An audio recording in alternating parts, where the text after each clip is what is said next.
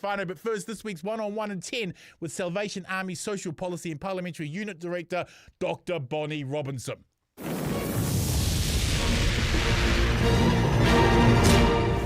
Kia ora, comrade. Welcome to the show, and thank you for being available to the Fourth Estate. Your democracy is grateful.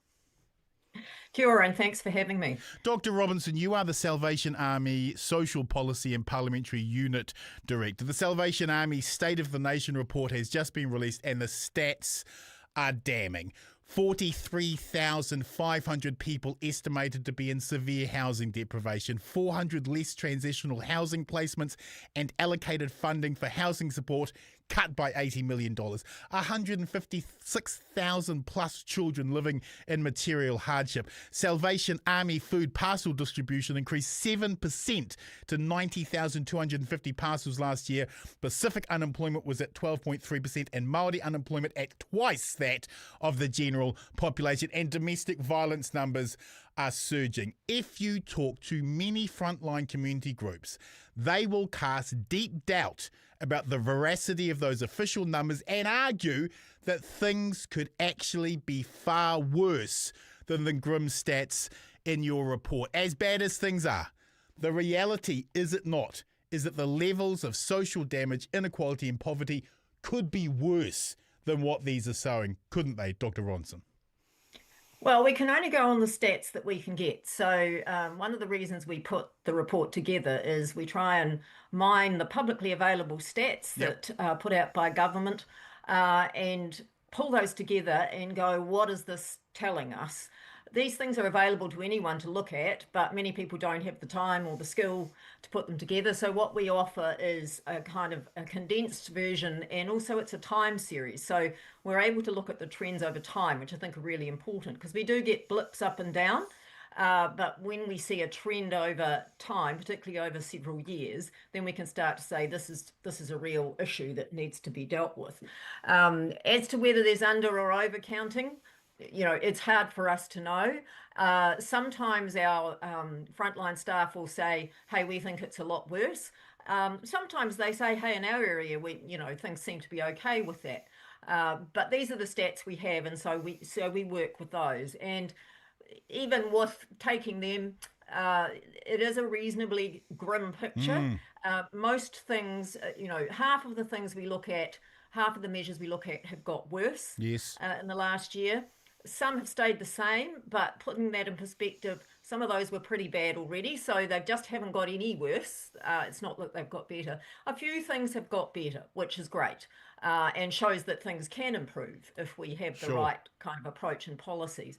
But overall, in terms of our social well-being, things are not looking good, particularly for the people that we see at our Salvation Army centres, which tend to be those on the lowest incomes, those on benefits, and those who are very vulnerable. How do you marry up the political rhetoric that we hear about poverty with the reality of poverty? How far a disconnect is there? Well, I think that, people who don't work in social services may not understand what it looks like. It looks like a mum who says that every day she's completely obsessed with how she's going to get enough food to put a meal on the table, and who therefore doesn't have any energy or time to put into maybe dealing with other things that are happening in her life, or trying to, get some training or something that might move her forward. It looks like children who are not secure about whether they will have a meal tonight. Right. Sometimes they do and sometimes they don't. It looks like children that don't get sent to school at the start of the year because mum and dad can't afford the uniform until they get paid at the end of next week. Right. And they're too embarrassed to admit that and ask for help. So they just choose not to send the kid to school for a couple of weeks. Yeah. Not that they don't value education, but they're ashamed to ask for that assistance. It's really practical, everyday things. And I think if you don't work in that sector, you might not realise what that looks like. I remember someone saying they talked to someone who said, why do people need to go to food banks? And they said to them, well, when you're hungry, what do you do? And they said, oh, well, I go to the fridge, and if it's empty, I'd go to the supermarket, or I order an Uber Eats. And this person said, well, what if none of that was available to you? what would you do then? Yeah. So I think, one of the reasons we put this report out, and this year we've got a few stories as well in the report, is to try and say to people, this is the reality, and behind those statistics, those are actual people living this life. Yeah. If we look at some of the draconian welfare sanctions rolled out by this government, including the needlessly cruel elimination of a tax credit for solo parents with boarders, to the punishment of having your welfare put on a card or monitored spending, which traps beneficiaries in a grey zone of perpetual surveillance, why are we so focused on the stick and no carrot for those on welfare? It is puzzling because there's a lot of research that suggests that the majority of people who are needing benefits or financial assistance are actually doing their absolute best. Right. But they are they're in very complex situations sometimes, or they just can't meet the requirements. I mean, if you don't have any credit on your phone, how do you get in contact?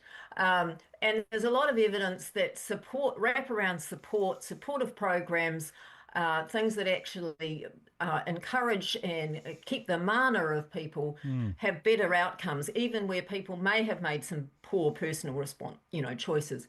But one of the things that we like to talk about is the fact that whatever the merits of their parents, children don't get to choose. Exactly. They are born into the family they're born into. Exactly. They don't get to choose who their parents are. They don't get to choose their socio-economic circumstances, but they will be significantly impacted by them. So that when things are difficult or made more difficult for parents, or for adults, then you are inevitably making them difficult for children. Exactly. And we know from the research that any significant time spent in poverty or material hardship as a child can mar your life for the rest of your life. Even if your trajectory gets better, that impact is like a trauma that stays with you. So the longer we leave people in poverty, the longer we leave children in poverty, we're going to see that down the track, and it will cost us down the track. So we either spend the money now helping our children, or we spend it later fixing things with adults. The government was warned on numerous occasions that changing the definitions of who could get emergency housing would result in a tsunami of homelessness, which is exactly what happened. And the government's response to creating more homelessness is that we will simply arrest the homeless.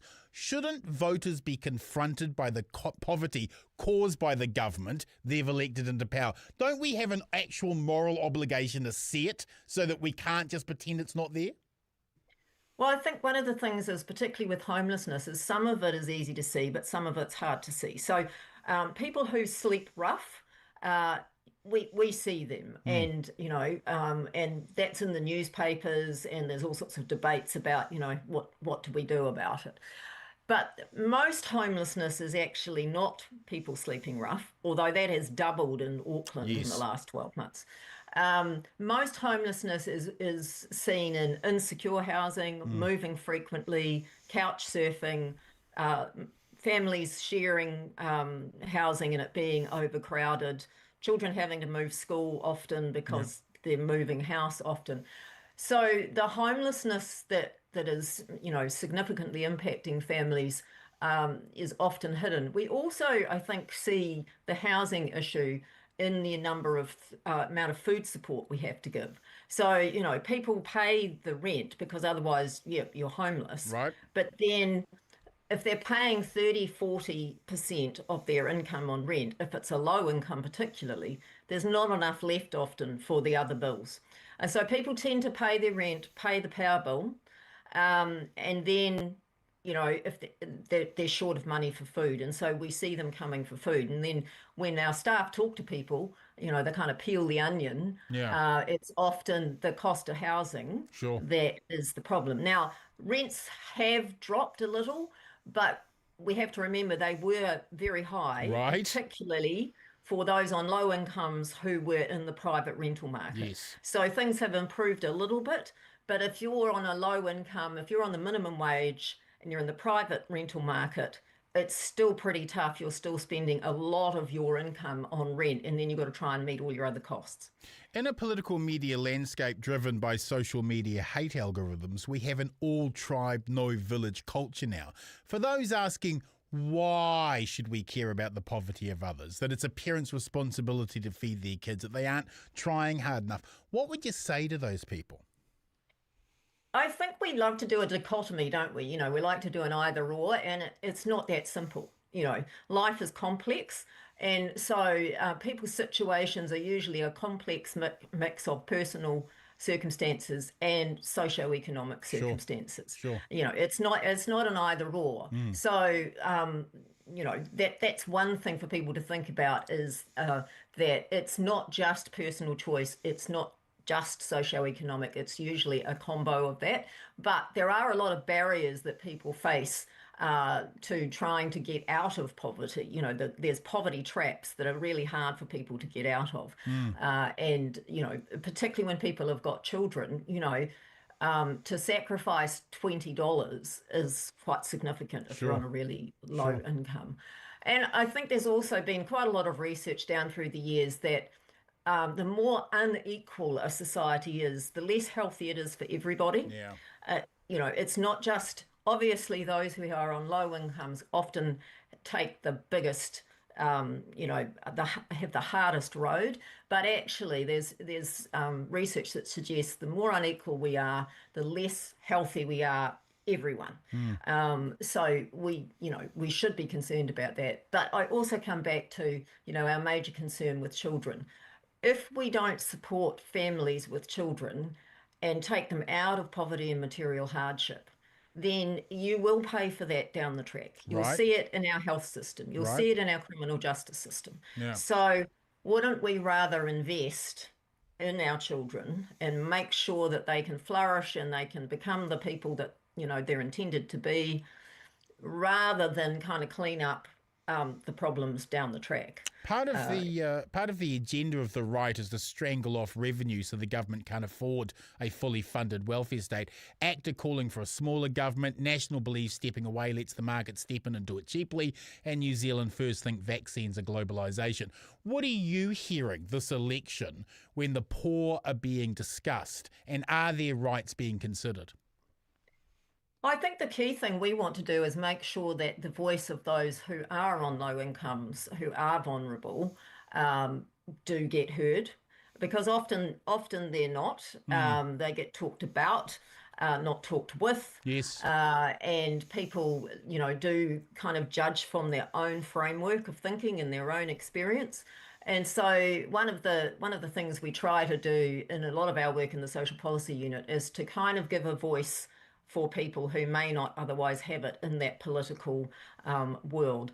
What people then do with that, we are not in control of that, but we can at least try and say, here's the data and here's the stories of real people that sit behind the data, and what are we going to do to change this situation? And I think there needs to be, what we'll be looking for, I think, is what is the urgent action that people can commit to, because particularly in the child poverty data, but in a lot of the negative data, it's been sitting there for a while. Mm. This Mm. isn't new. There's nothing in the stats that we've done in the State of the Nation that should surprise people, because Mm. it's been there for a while. So where is the urgency? Where is the things that we can do now? Because children can't wait. They Sure. can't wait for the economy to boom. They can't wait for, to get out of recession. Yeah. They're being affected right now. And a Right. year in a child's life is a really long time. Yes. So what is the urgent action that people can offer? Our prison population has spiked when economic anxiety is high, law and order debates become very shrill.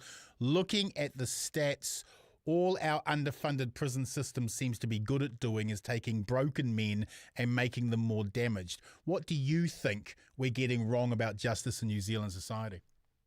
Well, we know that when you have a focus on reintegration, and particularly reintegration in the community, wraparound support for the complex issues that generally drive people into prison, Yep.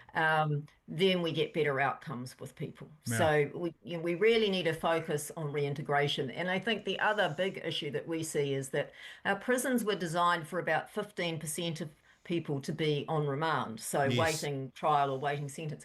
It's currently at about 40%, and our prison system just isn't designed for that. So, we need to have a look at who are we putting in prison and why, and is that actually the best option? I mean, obviously we've got community safety, but the Of safe, course.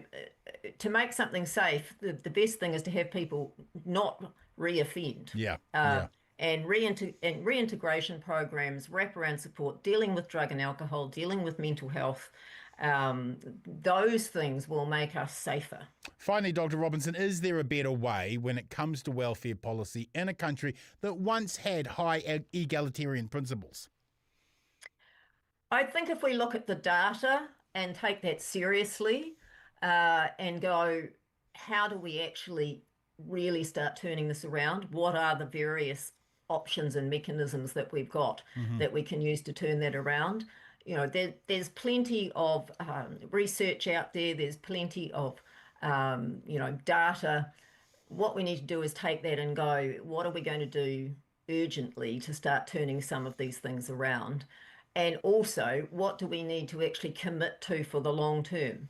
Because some things are going to take a while. Yeah. Some things we can turn around quickly, but some things just take a long-term commitment of resources so that, over the medium and long term, we will start to see things, but it won't happen in a 1 year or 3 year cycle. Thank you, comrade. Thank you for the amazing work you do. Thank you for appearing this evening. Thanks for the opportunity. Thanks.